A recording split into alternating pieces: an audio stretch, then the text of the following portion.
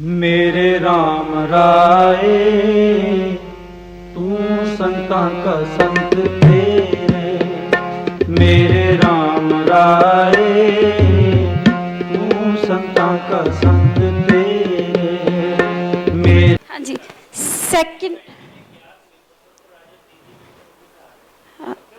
हाँ तो विपिन मैम जिन्हों ने कहा कि बेटी तुहाडी नहीं है बेटी मेरी है, वो बेटी जी है विपिन मैम अज भी उन्होंने पढ़ा रहे हैं श्री गुरु हरकृष्ण पब्लिक स्कूल मेरी बेटी पढ़ रही है।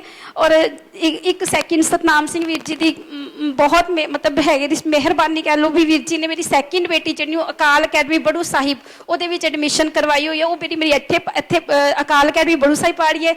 और जी वड्डी बेटी है हाँ एक लिटल फ्लावर वाले स्कूल वाली बेटी वो साडी पहले तो पढ़ रही है little flower public school Chabal road पर जी। गुरु साहिब की बख्शिश है मेहर है। मैं अरदास करती है कि गुरु साहिब इस तरह ही मेरे अंग संग रहन, क्योंकि अज तक मैंने भरोसा है कि मैं जो भी गुरु साहिब को मंगया मैंने मंगन तो बगैर ही परमात्मा ने मैंने सब कुछ दिता है।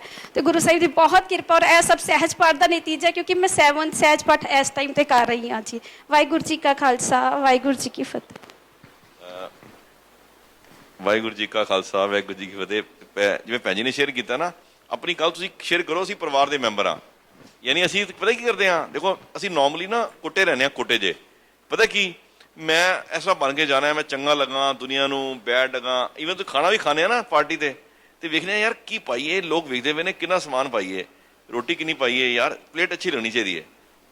जो चंगा वो नहीं पाना उन्हें ही पाना है, फैशन उनका ही फैशन है। असीं दुनिया नूं वेख के चलने हाँ गुड बैड, अपनी लाइफ नूं जी नहीं रहे। ਹੁਣ ਜਾਨਵਰ ਹੁੰਦੇ ਨੇ ਆਰਾਮ ਨਾਲ ਫਸਟ ਕਲਾਸ ਇੰਜੋਏ ਕਰ ਰਹੇ ਨੇ, ਤੇ ਸਾਡਾ ਬੰਦੇ ਦਾ ਜ਼ਿੰਦਗੀ ਦਾ ਜੀਣ ਦਾ ਮਜ਼ਾ ਹੀ ਖਤਮ ਹੋਇਆ ਪਿਆ। 24 ਘੰਟੇ ਮੈਂ ਪਾਣਾ ਕੀ ਹੈ। ਸਾਨੂੰ ਗੁਰੂ ਸਾਹਿਬ ਨੇ ਕਮਾਲ ਕਰਤੀ, ਸਾਰਾ ਗੁੱਡ ਬੈਡ ਤੋਂ ਬਾਹਰ ਕੱਢਤਾ। ਦੁਨੀਆ ਦੇ ਕਹਿੰਦੇ ਨੇ ਅਬ ਹਮ ਚਲੀ ਠਾकुर पे हार, जब हम शरण प्रभु की आई राख प्रभु भावे मार। लोगों की चुताई छड़ती सब कुछ, यानी कहने का मतलब असीं करना है असीं गुरु दे नाल समर्पित हो गए तो सारा काम गुरु ने करना है। तो हुण मैं चाहना कि अच्छा उत तक जे भी वीर जी भी हाँ जी सब करेंगे सारी शेयर। हाँ जी मनजीत सिंह जी आओ तुसीं शेयर करो। मैं चाहना टॉपिक देना चाहना, मैं चाहना कि इन्हों को टॉपिक है 20-25 मिनट टॉपिक भी लैन तो शेयर भी करन। इन्हों को टॉपिक है लीडरशिप का। मैं हाली तुहानूं इकट्ठा ही दांगे, मैं तुहानूं टाइम उस हिसाब नाल ना एडजस्ट कर लैणगे। इन्हों तो टाइम देना एक लैक्चर है इन्हों का लीडरशिप के उत्ते A to Z of leadership. वो मैं चाहना कि अद्धा घंटा वो भी लैना है, वो मैं टाइम एडजस्ट कर रहा उस तरीके नाल। हाँ जी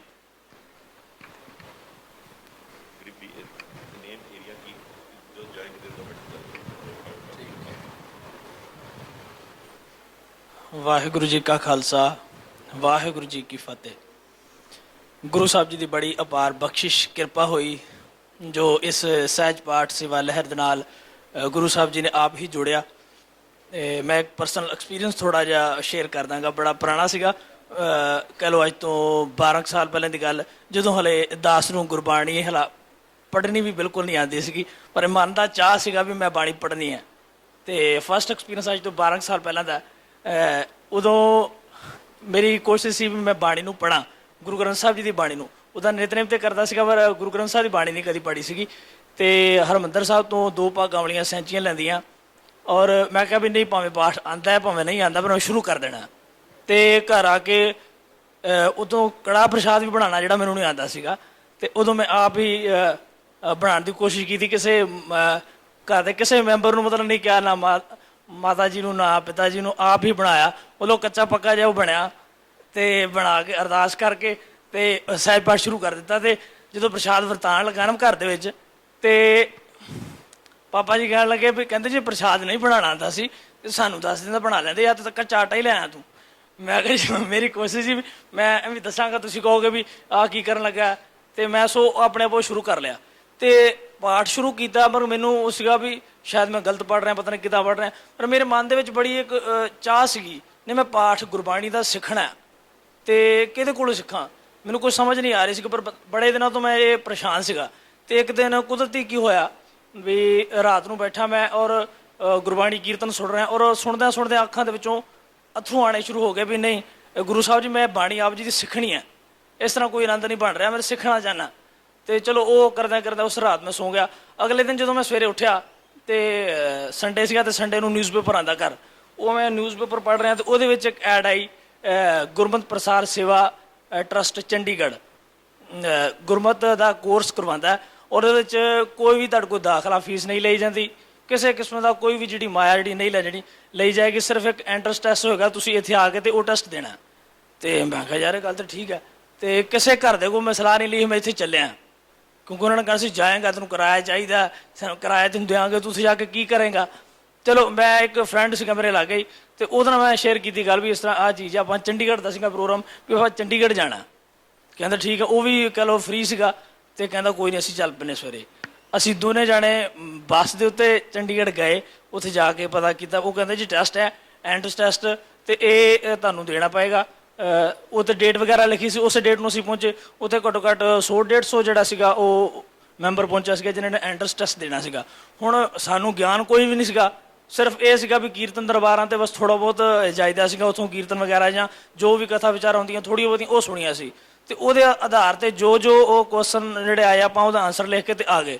ਵੀ ਸਾਨੂੰ ਨਹੀਂ ਸੀਗਾ ਵੀ ਕੋਈ ਗੱਲਬਾਤ, ਕਿਉਂਕਿ ਸਾਨੂੰ ਗਿਆਨ ਤੇ ਕੁਛ ਨਹੀਂ, ਉੱਥੇ ਪਤਾ ਨਹੀਂ ਕਿਹੜੇ ਕਿਹੜੇ ਮਿਸ਼ਨਰੀ ਕਾਲਜਾਂ ਵਿੱਚੋਂ ਕੋਰਸ ਕਰਕੇ ਜਿਹੜੇ ਆਏ ਨੇ ਉਹਨਾਂ ਨੇ ਵੀ ਟੈਸਟ ਦਿੱਤਾ। ਤੇ ਚਲੋ ਅਸੀਂ ਘਰ ਆ ਗਏ, ਤੇ ਉਸ ਤੋਂ 15 ਕਿ 20 ਦਿਨਾਂ ਬਾਅਦ ਹੀ ਕਾਲ ਆ ਗਈ ਵੀ ਆ ਜਿਹੜੇ ਤੁਸੀਂ ਜਿਹੜਾ ਟੈਸਟ ਦਿੱਤਾ ਸੀਗਾ ਉਹਦੇ ਵਿੱਚੋਂ ਤੁਸੀਂ ਸਿਲੈਕਟ ਹੋ ਚੁੱਕੇ ਹੋ, ਔਰ ਤੁਸੀਂ ਤੁਹਾਡੀ ਇੰਟਰਵਿਊ ਇਸ ਦਿਨ ਹੈ, ਤੇ ਤੁਸੀਂ ਇੱਥੇ ਆ ਕੇ ਇੰਟਰਵਿਊ ਤੇ ਹਾਜ਼ਰ ਹੋਣਾ। ਚਲੋ ਉਹ 15 ਦਿਨਾਂ ਬਾਅਦ ਜਿਹੜੇ ਅਸੀਂ ਦੋ ਸੀ, ਮੇਰਾ ਜਿਹੜਾ ਫਰੈਂਡ ਨਾਲ ਗਿਆ ਸੀਗਾ ਉਹਨੂੰ ਕਾਲ ਨਹੀਂ ਆਈ, ਕਾਲ ਸਿਰਫ ਮੈਨੂੰ ਆਈ। ਤੇ ਮੈਂ ਜਦੋਂ ਇੰਟਰਵਿਊ ਤੇ ਗਿਆ, ਤੇ ਇੰਟਰਵਿਊ ਦੇ ਘੱਟੋ ਘੱਟ ਉਹ ਜਦੋਂ 100 ਸੀਗੇ, ਤੇ 100 ਦੇ ਵਿੱਚੋਂ 30 ਜਿਹੜੇ ਸਿਲੈਕਟ ਕਰਕੇ ਉਹਨਾਂ ਦੀ ਇੰਟਰਵਿਊ ਰੱਖੀ ਉਹਨਾਂ ਨੇ। ਤੇ ਹੁਣ ਮੈਨੂੰ ਸੀਗਾ ਵੀ 30 ਬੰਦੇ ਇੱਥੇ ਜਿਹੜੇ ਬੜੇ ਸਿਲੈਕਟ ਕਰਕੇ ਭੇਜੇ ਨੇ, ਤੇ ਇੱਥੇ ਫਿਰ ਮੇਰੀ ਵਾਰੀ ਨਹੀਂ ਲੱਗਣੀ। ਤੇ ਉਹ ਕੀ ਹੋਇਆ, ਇੰਟਰਵਿਊ ਤੋਂ ਬਾਅਦ ਜਿਹੜੇ ਸਿਲੈਕਟ ਕੀਤੇ ਗਏ ਸਿਰਫ 7 ਜਿਹੜੇ ਸਟੂਡੈਂਟ ਜਿਹੜੇ ਉਹਨਾਂ ਨੇ ਸਿਲੈਕਟ ਕੀਤੇ, ਔਰ 7 ਦੇ ਵਿੱਚ ਗੁਰੂ ਸਾਹਿਬ ਦੀ ਕਿਰਪਾ ਦੇ ਨਾਲ ਮੇਰਾ ਨੰਬਰ ਵੀ ਸੀਗਾ। ਸੋ ਉਹ ਮੈਨੂੰ, ਮੈਂ ਤੇ ਗੁਰੂ ਸਾਹਿਬ ਦਾ ਇੱਕ ਕਹਿਣਾ ਵੀ ਮੈਨੂੰ ਉਹ ਜਿਹੜਾ ਮੇਰੇ ਜੀਵਨ ਦੇ ਵਿੱਚ ਹੋਇਆ, ਜਿਹੜੀ ਚੀਜ਼ ਮੈਂ ਚਾਹੀ ਸੀ ਨਾ, ਮੈਂ ਗੁਰਬਾਣੀ ਨੂੰ ਪੜ੍ਹਾਂ ਔਰ ਸਿੱਖਾਂ, ਔਰ ਉਹ ਸਾਲ 1.5 ਸਾਲ ਉੱਥੇ ਰਹਿ ਕੇ ਬੜੇ ਬੜੇ ਵਿਦਵਾਨਾਂ ਨੂੰ ਮਿਲ ਕੇ ਔਰ ਉੱਥੇ ਬੜਾ ਕੁਝ ਸਿੱਖਣ ਦਾ ਜਿਹੜਾ ਉਹ ਲਾਭ ਹੋਇਆ। ਤੇ ਉਸ ਤੋਂ ਬਾਅਦ ਆ ਗਿਆ ਹੁਣ ਜਦੋਂ ਦਾ ਮੈਂ ਸਹਿਜ ਪਾਠ ਸ਼ੁਰੂ ਕੀਤਾ, ਇਸ ਲਹਿਰ ਦੇ ਵਿੱਚ ਸ਼ਾਮਲ ਹੋਇਆ, ਹੁਣ ਮੇਰੀ ਕੋਸ਼ਿਸ਼ ਇਹੀ ਹੈ ਵੀ ਵੱਧ ਤੋਂ ਵੱਧ ਇਲਾਕੇ ਦੇ ਵਿੱਚ ਜਿਹੜਾ ਪਹੁੰਚ ਕਰਕੇ ਤੇ ਹਰੇਕ ਪ੍ਰਾਣੀ ਮਾਤਰ ਨੂੰ ਜਿਹੜਾ ਅਸੀਂ ਗੁਰਬਾਣੀ ਜਿਹੜਾ ਗੁਰੂ ਨਾਨਕ ਸਾਹਿਬ ਦਾ ਉਪਦੇਸ਼ ਹੈ ਉਹ ਦੱਸਣ ਦਾ ਯਤਨ ਕਰ ਸਕੀਏ, ਔਰ ਉਪਦੇਸ਼ ਨੂੰ ਸੁਣ ਕੇ ਤੇ ਆਪਣੇ ਜੀਵਨ ਦੇ ਵਿੱਚ ਜਿਹੜਾ ਸੁਧਾਰ ਲਿਆ ਸਕਣ। ਸੋ ਇਸ ਉਪਰਾਲੇ ਤਹਿਤ ਜਿਹੜੇ ਸਕੂਲਾਂ ਦੇ ਵਿੱਚ ਮੈਂ ਜਾ ਰਿਹਾ, ਉਹ ਸਕੂਲਾਂ ਦੀ ਗਿਣਤੀ ਇਸ ਟਾਈਮ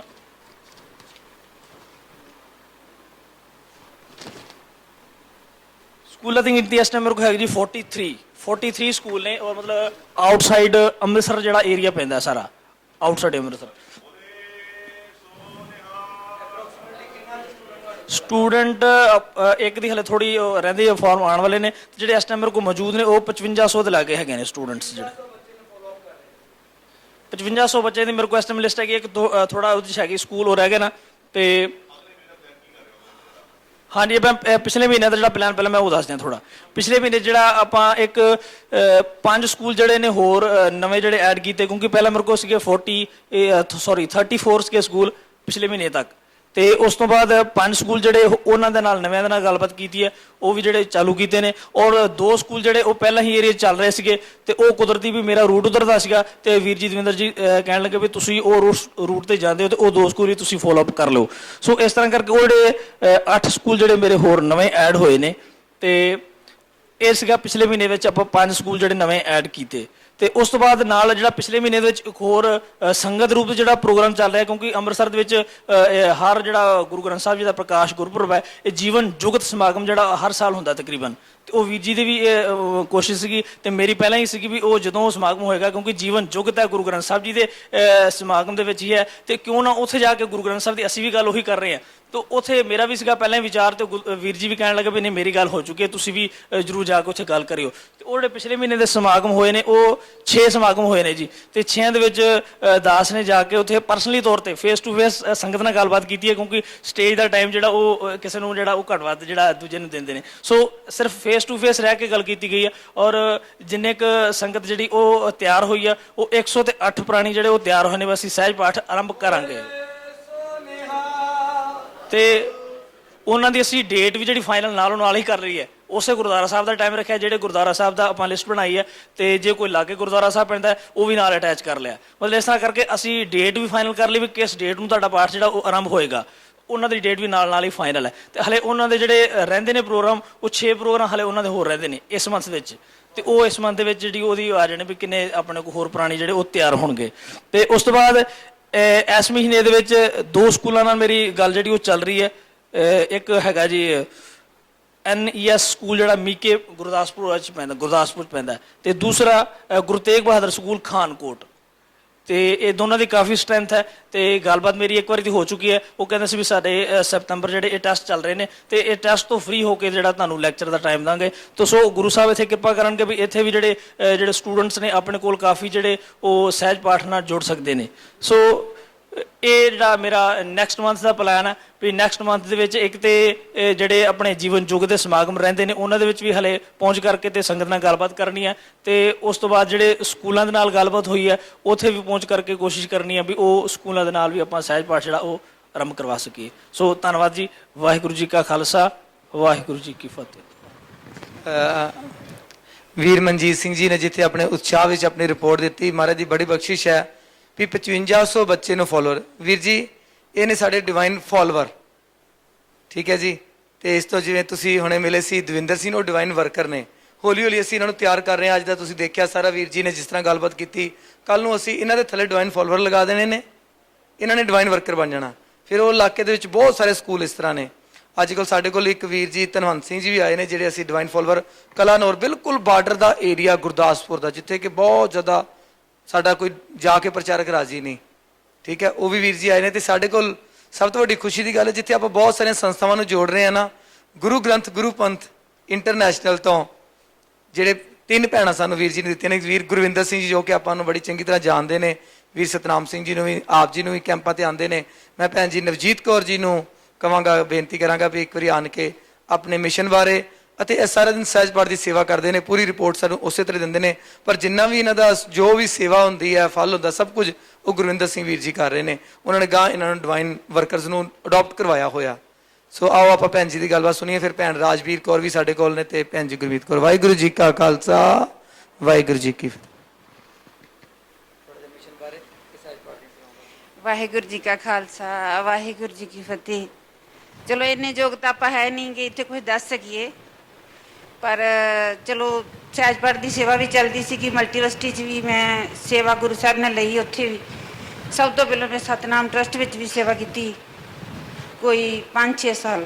ਉੱਥੇ ਵੀ ਕੈਂਪ ਲੱਗਦੇ ਸੀ, ਟੀਚਰ ਟ੍ਰੇਨਿੰਗ ਕੈਂਪ, ਜਿਨ੍ਹਾਂ ਵਿੱਚ ਬਹੁਤ ਕੁਝ ਸਿੱਖਣ ਨੂੰ ਮਿਲਦਾ ਸੀਗਾ ਤੇ ਬਹੁਤ ਵਾਹਿਗੁਰੂ ਦੀ ਕਿਰਪਾ ਨਾਲ ਉਹਦੇ 'ਚ ਸੇਵਾ ਲਈ।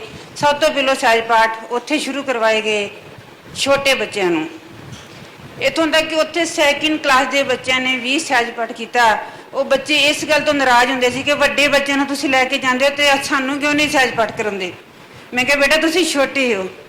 ਜਪਜੀ ਸਾਹਿਬ ਦੀਆਂ 5 ਪੌੜੀਆਂ ਉਹਨਾਂ ਨੂੰ ਕੰਠ ਕਰਵਾਈਆਂ ਗਈਆਂ, ਅਗਲੀਆਂ 5 ਉਹਨਾਂ ਦੇ ਸਿਲੇਬਸ ਵਿੱਚ ਸੀਗੀਆਂ, ਪਰ ਫਿਰ ਵੀ ਉਹ ਮੇਰੀ ਕੰਨੀਆਂ ਖਿੱਚਦੇ ਹੁੰਦੇ ਸੀ ਕਿ ਮੈਡਮ ਜੀ ਅਸੀਂ ਪੀਰੀਅਡ ਵਿੱਚ ਅਸੀਂ ਵੀ ਸਹਿਜ ਪਾਠ ਕਰਨ ਜਾਣਾ। ਤੇ ਫਿਰ ਮੈਂ ਉਹਨਾਂ ਦੇ ਨਾਲ ਅੱਗੇ ਅੱਗੇ ਮੈਂ ਬੋਲਦੀ ਸੀ, ਪਿੱਛੇ ਪਿੱਛੇ ਬੱਚੇ ਬੋਲਦੇ ਸੀਗੇ। ਹੁਣ ਮੈਂ ਗੁਰੂ ਗ੍ਰੰਥ ਗੁਰੂ ਪੰਥ ਇੰਟਰਨੈਸ਼ਨਲ ਫੈਮਿਲੀ ਸਪੋਰਟ ਪ੍ਰੋਜੈਕਟ ਵੱਲੋਂ ਪਿੰਡਾਂ ਵਿੱਚ ਵਿਜ਼ਿਟ ਕਰਦੀ ਹਾਂ। ਉਹਦੇ ਵਿੱਚ ਇਹ ਕਿ ਬਹੁਤ ਹੀ ਲੋੜਵੰਦ ਨੀਡੀ ਪਰਿਵਾਰ ਜਿਹੜੇ ਆ ਉਹਨਾਂ ਨੂੰ ਮਿਲਿਆ ਜਾਂਦਾ। ਸਭ ਤੋਂ ਪਹਿਲਾਂ ਅਸੀਂ ਪਿੰਡ ਜਾ ਕੇ ਸਰਪੰਚ ਸਾਹਿਬ ਨੂੰ ਮਿਲਦੇ ਹਾਂ ਜਾਂ ਕੋਈ ਪਿੰਡ ਦਾ ਮੋਤਬਾਰ ਵੀਰ ਭੈਣ ਕੋਈ ਵੀ ਮਿਲ ਜਾਵੇ। ਫਿਰ ਉਸ ਤੋਂ ਬਾਅਦ ਅਸੀਂ ਗੁਰਦੁਆਰਾ ਸਾਹਿਬ ਜਿੰਨੇ ਵੀ ਪਿੰਡ 'ਚ ਹੋਣ ਕਿ 2 4 8 9 ਬਹੁਤ ਗੁਰਦੁਆਰੇ ਨੇ ਪਿੰਡਾਂ 'ਚ, ਅਲੱਗ-ਅਲੱਗ ਬਾਬਾ ਜੀ ਨੂੰ ਮਿਲਿਆ ਜਾਂਦਾ। ਸਭ ਤੋਂ ਪਹਿਲਾਂ ਉਹਨਾਂ ਨਾਲ ਪਰਿਵਾਰ ਦੀ ਗੱਲਬਾਤ ਕੀਤੀ ਜਾਂਦੀ ਹੈ, ਫਿਰ ਸਹਿਜ ਪਾਠ ਦੀ। ਤੇ ਕਈਆਂ ਪਿੰਡਾਂ 'ਚ 12 ਸਹਿਜ ਪਾਠ, ਕਿਤੇ 16 ਸਹਿਜ ਪਾਠ, ਕਿਤੇ 33 ਸਹਿਜ ਪਾਠ, ਕਿਤੇ 20 ਸਹਿਜ ਪਾਠ ਜ਼ਰੂਰ ਉੱਥੇ ਸੰਗਤ ਨੂੰ ਸ਼ੁਰੂ ਕਰਵਾਏ ਜਾਂਦੇ ਨੇ। ਇਹਦੇ ਵਿੱਚ ਇਹ ਹੈ ਕਿ ਇੱਕ ਤਾਂ ਅਸੀਂ ਲੋੜਵੰਦ ਪਰਿਵਾਰਾਂ ਨੂੰ ਮਿਲਦੇ ਹਾਂ, ਉਹਨਾਂ ਨੂੰ ਵੀ ਸਹਿਜ ਪਾਠ ਨਾਲ ਜੋੜੀਦਾ। ਤੇ ਇੱਧਰ ਅਸੀਂ ਇੱਕ ਪਿੰਡ ਗਏ ਸੀਗੇ ਕਲਾਨੌਰ 'ਚ, ਨੜਾਂ ਵਾਲੀ ਪਿੰਡ। ਉੱਥੇ ਇੱਕ ਈਸਾਈ ਪਰਿਵਾਰ ਦਾ ਬੇਟਾ ਸੀਗਾ, ਉਹਦਾ ਘਰ ਬਿਲਕੁਲ ਗੁਰਦੁਆਰਾ ਸਾਹਿਬ ਦੇ ਕੋਲ ਸੀ। ਉਹ ਨਿਤਨੇਮ ਨਾਲ ਗੁਰਦੁਆਰਾ ਸਾਹਿਬ ਜਾਂਦਾ ਸੀ। ਕਹਿੰਦਾ ਪਾਠ ਕਰਨਾ ਮੈਨੂੰ ਨਹੀਂ ਆਉਂਦਾ, ਲੇਕਿਨ ਇੰਨਾ ਜ਼ਰੂਰ ਹੈ ਕਿ ਜਦੋਂ ਉੱਥੇ ਪਾਠ ਬਾਬਾ ਜੀ ਕਰਦੇ ਨੇ ਉਹ ਮੈਂ ਸਾਰਾ ਸੁਣਦਾ ਹਾਂ ਔਰ ਉਹਦੀ ਮੈਨੂੰ ਸਮਝ ਹੌਲੀ ਹੌਲੀ ਲੱਗਣ ਲੱਗ ਗਈ ਹੈ। ਤੇ ਉਹ ਬੇਟਾ ਉਹਨੂੰ ਵੀ ਅਸੀਂ ਸਹਿਜ ਪਾਠ ਨਾਲ ਜੋੜਿਆ। ਪਰ ਸਭ ਤੋਂ ਪਹਿਲਾਂ ਕਹਿੰਦਾ ਕਿ ਮੈਂ ਗੁਟਕਾ ਸਾਹਿਬ ਤੋਂ ਬਾਣੀ ਸ਼ੁਰੂ ਕਰਾਂਗਾ ਬਾਬਾ ਜੀ ਕੋਲੋਂ, ਫਿਰ ਸਹਿਜ ਪਾਠ ਦੀ ਪੋਥੀ ਤੁਹਾਡੇ ਕੋਲ ਲਾਂਗਾ। ਔਰ ਉਹਨੂੰ ਅਸੀਂ ਬਰਗਰਾਂ ਦੀ ਰੇਹੜੀ ਲਾਈ ਆ ਉਹਨੇ ਨੜਾਂ ਵਾਲੀ ਅੱਡੇ ਦੇ ਵਿੱਚ। ਬੇਟੇ ਨੇ ਹਰਪਾਲ ਸਿੰਘ ਉਹਦਾ ਨਾਂ ਆ ਤੇ ਹੈਂਡੀਕੈਪਡ ਹੈ, ਉਹਦੇ ਇੱਕ ਲੱਤ ਤੋਂ ਆ ਰਹੀ ਹੈ ਵਿਚਾਰਾ। ਇਸ ਕਰਕੇ ਉਹਦੀ ਰੇਹੜੀ ਇੰਨੀ ਚੱਲਦੀ ਹੈ ਕਿ ਅਸੀਂ ਉਹਦੇ ਕੋਲ ਮਿਲਣ ਵਾਸਤੇ ਗਏ 1-2 ਮਿੰਟ ਦੀ ਉਹਦੀ ਵੀਡੀਓ ਬਣਾਉਣੀ ਸੀ ਕਿ ਉਹਦੇ ਕੋਲ ਇੰਨਾ ਵੀ ਗੱਲ ਕਰਨ ਦਾ ਟਾਈਮ ਨਹੀਂ ਸੀ। ਇੰਨੀ ਗੱਲ ਕਰਨ ਦੇ ਕਰਦੇ ਘੱਟੋ ਘੱਟ 20-25 ਜਣੇ ਉਹਦੇ ਕੋਲ ਖੜੇ ਸੀਗੇ ਬਰਗਰਾਂ ਵਾਲੇ। ਉਹ ਕਹਿੰਦਾ ਸਾਰੀ ਬਖਸ਼ਿਸ਼ ਜਿਹੜੀ ਹੈ ਇਹ ਵਾਹਿਗੁਰੂ ਦੀ ਹੈ, ਕਿਉਂਕਿ ਮੈਂ ਗੁਰਦੁਆਰਾ ਸਾਹਿਬ ਜਾਣਾ, ਬਾਣੀ ਭਾਵੇਂ ਪੜ੍ਹਨੀ ਨਹੀਂ ਹੁੰਦੀ ਪਰ ਮੈਂ ਬੜੇ ਧਿਆਨ ਨਾਲ ਸੁਣਦਾ। ਇੱਕ ਖੁੰਡਾ ਪਿੰਡ ਹੈ, ਖੁੰਡਾ, ਉੱਥੇ ਬਾਬਾ ਫਰੀਦ ਅਕੈਡਮੀ ਹੈ ਧਾਰੀਵਾਲ ਦੇ ਕੋਲ, ਬਟਾਲਾ ਤੋਂ ਗੁਰਦਾਸਪੁਰ ਜਾਂਦੇ ਆ ਧਾਰੀਵਾਲ ਦੇ ਕੋਲ। ਉੱਥੇ ਵੀ 6 ਈਸਾਈ ਬੱਚੇ ਨੇ ਜਿਹੜੇ ਸਹਿਜ ਪਾਠ ਕਰ ਰਹੇ ਨੇ। ਉੱਥੇ ਵੀ ਅਸੀਂ ਲੋੜਵੰਦ ਪਰਿਵਾਰਾਂ ਦੀ ਹੀ ਮਦਦ ਕਰਨ ਵਾਸਤੇ ਗਏ ਸੀਗੇ। ਤੇ ਇਹਦੇ ਵਿੱਚ ਅਸੀਂ ਕਿਸੇ ਧਰਮ ਜਾਂ ਕਿਸੇ ਜਾਤ ਪਾਤ ਨਾਲ ਸੰਬੰਧਿਤ ਨਹੀਂ ਆ, ਸਿਰਫ ਪਰਿਵਾਰ ਨੂੰ ਵੇਖਿਆ ਜਾਂਦਾ ਇਨਸਾਨੀਅਤ ਦੇ ਤੌਰ ਤੇ। ਉੱਥੇ ਵੀ ਉਹਨਾਂ ਨੇ ਜਦੋਂ ਸਹਿਜ ਪਾਠ ਦੀ ਗੱਲ ਅਸੀਂ ਇੱਕ ਹੋਰ ਪਰਿਵਾਰ ਨਾਲ ਕੀਤੀ, ਅਸੀਂ ਉਹਨਾਂ ਨੇ ਕੀਤੀ, ਉਹ ਕਹਿੰਦੇ ਕਿ ਅਸੀਂ ਵੀ ਸਹਿਜ ਪਾਠ ਕਰਨਾ। ਉੱਥੇ ਵੀ 6 ਪਰਿਵਾਰ ਨੇ ਤੇ ਬੱਚੀਆਂ ਨੇ, ਜਿਹੜੇ ਪਰਿਵਾਰ ਵੀ ਉਹਨਾਂ ਦੇ ਸਹਿਜ ਪਾਠ ਕਰਦੇ ਨੇ, ਉਹ ਬੱਚੀਆਂ ਵੀ ਸਹਿਜ ਪਾਠ ਕਰਦੀਆਂ ਨੇ। ਉਹ ਕਹਿੰਦੇ ਜਦ ਤੱਕ ਸਵਾਸ ਹੈ ਤਦ ਤੱਕ ਸਹਿਜ ਪਾਠ ਚੱਲਦਾ ਰਹੇਗਾ। ਇਹੀ ਸਾਡੀਆਂ ਸੇਵਾਵਾਂ ਨੇ। ਤੇ ਮੈਂ ਸਕੂਲਾਂ 'ਚ ਵੀ ਜਾਂਦੀ ਹਾਂ ਤੇ ਰਾਜਪਾਲ ਵੀਰ ਜੀ ਨੂੰ ਮੈਂ ਕਿਹਾ ਸੀਗਾ, ਮੈਂ ਕਿਹਾ ਵੀ ਚਲੋ ਜਿਹੜੇ ਪਾਸੇ ਅਸੀਂ ਪਿੰਡਾਂ ਜਾਂਦੇ ਹਾਂ ਉੱਧਰ ਜਿੰਨੇ ਵੀ ਸਕੂਲ ਹੋਣਗੇ ਤੁਸੀਂ ਮੈਨੂੰ ਦੱਸ ਦਿਓ, ਮੈਂ ਆਪਾਂ ਵਾਹਿਗੁਰੂ ਦੀ ਬਖਸ਼ਿਸ਼ ਨਾਲ ਉਹਨਾਂ ਸਕੂਲਾਂ ਜ਼ਰੂਰ ਜਾਵਾਂਗੇ। 20 ਦੇ ਦਿਓ, 40 ਦੇ ਦਿਓ, 60 ਦੇ ਦਿਓ, 100 ਦੇ ਦਿਓ, ਇਹ ਤੁਹਾਡੀ ਮਰਜ਼ੀ। ਜਿੰਨੇ ਵਾਹਿਗੁਰੂ ਨੇ ਬਖਸ਼ਿਸ਼ ਕੀਤੀ, ਜਿੰਨੇ ਵੱਧ ਤੋਂ ਵੱਧ ਸੇਵਾ ਹੋ ਸਕੇ ਕਰਨ ਲਈ ਆਪਾਂ ਤਿਆਰ ਹਾਂ। ਤੇ ਇਹ ਤੇ ਵੀਰ ਜੀ ਦੀ ਹੈ ਮਿਹਰਬਾਨੀ ਵੀ ਚਲੋ ਇਹ ਸਾਨੂੰ ਉਹ ਸਕੂਲਾਂ ਦੀ ਲਿਸਟ ਦੇ ਦੇਣ ਤੇ ਅਸੀਂ ਜਿੰਨੇ ਵੀ ਸਕੂਲ ਹੋਣਗੇ ਵੱਧ ਤੋਂ ਵੱਧ ਉਸ ਇਲਾਕੇ 'ਚ ਵਿਜ਼ਿਟ ਕਰਾਂਗੇ, ਨਾਲ ਪਿੰਡਾਂ 'ਚ ਨਾਲ ਸਕੂਲਾਂ 'ਚ। ਵਾਹਿਗੁਰੂ ਜੀ ਕਾ ਖਾਲਸਾ, ਵਾਹਿਗੁਰੂ ਜੀ ਕੀ ਫਤਿਹ। ਸਤਿ ਸ੍ਰੀ ਅਕਾਲ। ਭੈਣ ਜੀ ਜਿੱਥੇ ਵੀ ਲੈ ਕੇ ਜਾਂਦੇ ਆ ਨਾ ਲੋਕੀ ਬੜਾ ਸਤਿਕਾਰ ਕਰਦੇ ਆ ਜੀ। ਮੈਂ ਕਿਹਾ ਭੈਣ ਜੀ ਇਹ ਕਹਿੰਦੇ ਜੀ ਗੁਰੂ ਦੀ ਬਾਣੀ ਦਾ ਸਤਿਕਾਰ ਹੈ, ਸਾਡਾ ਸਤਿਕਾਰ ਕੋਈ ਨਹੀਂ, ਗੁਰੂ ਦੀ ਬਾਣੀ ਦਾ ਸਤਿਕਾਰ ਹੈ। ਮਹਾਰਾਜ ਦੀ ਬੜੀ ਬਖਸ਼ਿਸ਼। ਗੁਰੂ ਸਾਹਿਬ ਨੇ ਬਹੁਤ ਸਾਰੇ ਪਿੰਡਾਂ ਦੇ ਵਿੱਚ ਵੀ ਇਹਨੂੰ ਲਾਇਆ। ਫਿਰ ਘਰਾਂ ਵਿੱਚ ਜਿਹੜੇ ਕਿਸੇ ਨੂੰ ਨਲਕਾ ਲਗਾ ਕੇ ਦੇ ਦੇਣਾ, ਕਿਸੇ ਨੂੰ ਰੇਹੜੀ ਲਗਾ ਕੇ ਦੇ ਦੇਣੀ, ਗੰਨੇ ਦੇ ਜੂਸ ਦੀ ਹੋ ਗਈ ਕਿ ਵੇਲਣਾ ਲਗਾ ਦੇਣਾ, ਕਦੀ ਕੋਈ ਕਦੀ ਕੋਈ ਕਦੀ ਕੋਈ। 1 ਬਾਏ 1 ਚੀਜ਼ਾਂ ਜਿਹੜੀਆਂ ਨੇ ਉਹ ਲੋਕਾਂ ਦੇ ਦੁਕਾਨਾਂ ਖੋਲ ਕੇ ਦੇ ਦੇਣੀਆਂ, ਕਿਸੇ ਨੂੰ ਕਰਿਆਨੇ ਦਾ 5000 ਦਾ ਸਮਾਨ ਪਾ ਕੇ ਦੇ ਦੇਣਾ। ਇਹ ਸਾਰੇ ਵੀਰ ਜੀ ਭੈਣ ਜੀ ਪਿੰਡਾਂ 'ਚ ਜਾ ਕੇ ਕਲੀਅਰ ਕਰਦੇ ਤੇ ਨਾਲ ਨਾਲ ਸਵੇਰੇ ਸਕੂਲ ਕਵਰ ਕਰਦੇ ਨੇ, ਸ਼ਾਮ ਨੂੰ ਲੋਕਾਂ ਦੇ ਘਰਾਂ 'ਚ ਜਾਂਦੇ ਨੇ। ਇਹ ਕਿੱਡੀ ਵੱਡੀ ਗੱਲ ਹੈ ਵੀ ਸਵੇਰੇ ਸਕੂਲ ਤੇ ਸ਼ਾਮ ਨੂੰ ਘਰ। ਇਹ ਬਹੁਤ ਸਾਰੇ ਲੜਕੀਆਂ ਦੇ ਸਕੂਲ ਵੀ ਸਾਂਭੇ ਨੇ। ਤੇ ਮੈਂ ਭੈਣ ਜੀ ਜਸਪਿੰਦਰ ਕੌਰ ਜੀ ਨੂੰ ਕਹਾਂਗਾ ਕਿ ਕਿਰਪਾ ਕਰਕੇ ਆਣ ਕੇ ਆਪਣੀ ਰਿਪੋਰਟ ਦਿਓ, ਜਲਦੀ ਆ ਜਾਓ। ਇਹ ਭੈਣ ਜੀ ਜਸਪਿੰਦਰ ਕੌਰ ਜੀ, ਮਹਾਰਾਜ ਨੇ ਕਿਰਪਾ ਕੀਤੀ ਹੈ ਜੀ, ਪਿਛਲੇ 3 ਮਹੀਨੇ ਤੋਂ 3-4 ਮਹੀਨੇ ਤੋਂ ਸਾਡੇ ਨਾਲ ਜੁੜੇ ਨੇ ਤੇ ਮਹਾਰਾਜ ਦੀ ਬੜੀ ਬਖਸ਼ਿਸ਼ ਹੈ। ਪਿਛਲੇ ਹਫਤੇ ਇਹਨਾਂ ਨੇ ਇੱਕ ਸਕੂਲ ਕੀਤਾ ਸੀ ਰਈਏ, 350 ਕਿੰਨੀ ਲੜਕੀ ਸੀ, 300 ਉੱਥੇ ਕਿੰਨੀ 416 ਬੇਟੀਆਂ ਜਿਹੜੀਆਂ ਉਹ ਗੁਰਚਰਨੀ ਲੱਗੀਆਂ ਜੀ। ਤੇ ਮਹਾਰਾਜ ਦੀ ਬਖਸ਼ਿਸ਼ ਹੈ ਸਰਕਾਰੀ ਸਕੂਲ ਦੀਆਂ। ਆਓ ਭੈਣ ਜੀ ਥੋੜੀ ਜੀ ਆਪਣੇ ਬਾਰੇ ਜਾਣਕਾਰੀ ਦੇ ਨਾਲ ਰਿਪੋਰਟ। ਵਾਹਿਗੁਰੂ ਜੀ ਕਾ ਖਾਲਸਾ, ਵਾਹਿਗੁਰੂ ਜੀ ਕੀ ਫਤਿਹ। ਵੀਰ ਜੀ ਮੇਰੇ ਕੋਲ ਜੰਡਿਆਲਾ ਤੋਂ ਬਿਆਸ ਬਤਾਲੇ ਤੱਕ ਦਾ ਏਰੀਆ ਹੈਗਾ ਕਿ ਸਾਡੇ ਕੋਲ, ਤਾਂ ਮੇਰੇ ਕੋਲ ਇਸ ਵਕਤ 7300 ਬੱਚਾ ਜਿਹੜਾ ਸਹਿਜ ਪਾਠ ਜਿਹੜੇ ਬੱਚੇ ਉਹ ਕਰ ਰਹੇ ਨੇ। ਤਾਂ 8 ਸਕੂਲ ਮੈਂ ਹੋਰ ਨਵੇਂ ਕੀਤੇ ਸੀ, ਉਹਨਾਂ ਵਿੱਚ 2000 ਬੱਚਾ ਜਿਹੜਾ ਸਹਿਜ ਪਾਠ ਵਿੱਚ ਨਿਕਲਿਆ ਹੈ। ਤੇ ਅੱਗੇ ਸਾਡੇ ਮਤਲਬ ਮੈਂ ਸਿਰਫ ਇੱਕ ਏਰੀਆ ਲੈ ਕੇ ਚੱਲਦੀ ਆ। ਜਿਸ ਤਰ੍ਹਾਂ ਕਿ ਅਸੀਂ ਪਹਿਲਾਂ ਰਈਆ ਲਿਆ ਸੀਗਾ, ਰਈਏ ਦੇ ਵਿੱਚ ਜਿੰਨੇ ਸਕੂਲ ਸੀ ਉਹ ਸਾਰੇ ਕੰਪਲੀਟ ਕੀਤੇ। ਉਸ 1-2 ਸਕੂਲ ਰਹਿ ਗਏ ਸੀਗੇ। ਇੱਕ ਸਕੂਲ ਵਿੱਚ ਵੀਰ ਜੀ ਦਾ ਲੈਕਚਰ ਹੋਣਾ ਸੀ, ਸਤਨਾਮ ਸਿੰਘ ਵੀਰ ਜੀ ਦਾ, ਤਾਂ ਮੈਂ ਮਾਫੀ ਮੰਗਦੀ ਸੀ, ਉਹ ਕੈਂਸਲ ਹੋ ਗਿਆ ਕਿਉਂਕਿ ਉੱਥੇ ਟੀਚਰਸ ਦੀ ਫਾਦਰਸ ਦੀ ਡੈਥ ਹੋਣ ਕਰਕੇ ਉਹ ਕੈਂਸਲ ਹੋ ਗਿਆ। ਸਿਰਫ 2 ਸਕੂਲ ਰਈਏ ਵਿੱਚ ਰਹਿ ਗਏ ਨੇ, ਬਾਕੀ ਪੂਰਾ ਰਈਆ ਜਿਹੜਾ ਉਹ ਕੰਪਲੀਟ ਅਸੀਂ ਕਰ ਲਿਆ ਹੈ। ਉਸ ਤੋਂ ਬਾਅਦ ਹੁਣ ਅਸੀਂ ਇੱਕ ਖਲਚੀਆ, ਇੱਕ ਬਿਆਸ, ਇਹਦੇ ਵਿੱਚ ਜਿੰਨੇ ਵੀ ਸਕੂਲ ਨੇ ਅਸੀਂ ਉਹਨਾਂ ਨੂੰ ਲੈ ਕੇ ਤੁਰੇ ਹਾਂ ਵੀ ਮਤਲਬ ਏਰੀਆ ਬਾਏ ਏਰੀਆ ਅਸੀਂ ਉਹਨਾਂ ਨੂੰ ਕੰਪਲੀਟ ਕਰਕੇ ਉਸ ਤੋਂ ਅੱਗੇ ਤੁਰਨਾ ਹੈ। ਉਸ ਤੋਂ ਇਲਾਵਾ ਮੇਰੇ ਕੋਲ 8 ਗੁਰਦੁਆਰਿਆਂ ਦੇ ਵਿੱਚ ਅਸੀਂ ਸ੍ਰੀ ਸਹਿਜ ਪਾਠ ਸੇਵਾ ਦੇ ਥਰੂ ਬੱਚੇ ਉੱਥੇ ਸਹਿਜ ਪਾਠ ਕਰ ਰਹੇ ਨੇ। ਤਕਰੀਬਨ 46-47 ਬੱਚੇ ਨੇ ਪੁਰਾਣੀ ਜਿਹੜੇ ਸਹਿਜ ਪਾਠ ਕਰ ਰਹੇ ਨੇ। ਉਸ ਤੋਂ ਇਲਾਵਾ ਅੰਮ੍ਰਿਤਸਰ ਦੇ ਵਿੱਚ ਘਰ ਘਰ ਦੇ ਵਿੱਚ ਨਾ ਇੱਕ ਸਮਾਗਮ ਹੁੰਦਾ ਹੈ, ਗੁਰਦੁਆਰਾ ਪ੍ਰਭੂ ਮਿਲਣੇ ਕਾ ਚਾਓ ਮੋਗੇ ਵਾਲਿਆਂ ਦੇ, ਤਾਂ ਅਸੀਂ ਉੱਥੇ ਵੀ ਜਾ ਕੇ ਸ੍ਰੀ ਸਹਿਜ ਪਾਠ ਬਾਰੇ ਜਾਣਕਾਰੀ ਦੇਈਦੀ ਆ। ਤਾਂ ਤਕਰੀਬਨ ਡੇਲੀ 5-6 ਪ੍ਰਾਣੀ ਸਹਿਜ ਪਾਠ ਵਾਸਤੇ ਜ਼ਰੂਰ ਤਿਆਰ ਹੁੰਦੇ ਨੇ ਤੇ ਸੈਂਚੀਆਂ ਵੀ ਮੰਗਵਾਉਂਦੇ ਨੇ, ਤਾਂ ਆਪਾਂ ਉਹਨਾਂ ਨੂੰ ਬਕਾਇਦਾ ਸਭ ਕੁਝ ਦੇ ਕੇ ਸੈਂਚੀਆਂ ਔਰ ਡਾਇਰੀਆਂ ਉਹਨਾਂ ਦੇ ਘਰ ਪਹੁੰਚਾ ਕੇ ਆਈਦੀਆਂ ਨੇ। ਤੇ ਇਸ ਤੋਂ ਇਲਾਵਾ ਅਸੀਂ 14 ਸਤੰਬਰ ਨੂੰ ਸ੍ਰੀ ਗੁਰੂ ਗ੍ਰੰਥ ਸਾਹਿਬ ਜੀ ਦੇ ਪ੍ਰਕਾਸ਼ ਉਤਸਵ ਵਿੱਚ ਨਗਰ ਕੀਰਤਨ ਨਿਕਲ ਰਿਹਾ, ਜਿਸ ਵਿੱਚ ਸਾਡੀ ਪੂਰੀ ਅੰਮ੍ਰਿਤਸਰ ਦੀ ਜਿਹੜੀ ਟੀਮ ਹੈ ਉਸ ਮਤਲਬ ਸੇਵਾ ਕਰ ਰਹੀ ਹੈ ਸ੍ਰੀ ਰਾਜਪਾਲ ਜੀ ਦੀ ਅਗਵਾਈ ਹੇਠ। ਤੇ ਅੱਗੇ ਮੇਰੇ ਕੋ 8 ਸਕੂਲ ਅੱਗੇ ਹੋਰ ਰੈਡੀ ਨੇ ਜਿਨ੍ਹਾਂ ਦੇ ਵਿੱਚ ਅਸੀਂ ਡੇਟਾਂ ਲੈਣੀਆਂ ਨੇ, ਡੇਟਾਂ ਲਈਆਂ ਹੋਈਆਂ ਨੇ ਤੇ ਦਵਿੰਦਰ ਵੀਰ ਜੀ ਦਾ, ਰਾਜਪਾਲ ਵੀਰ ਜੀ ਦੇ ਲੈਕਚਰ ਹੋਣੇ ਨੇ। ਵਾਹਿਗੁਰੂ ਜੀ ਕਾ ਖਾਲਸਾ, ਵਾਹਿਗੁਰੂ ਜੀ ਕੀ ਫਤਿਹ।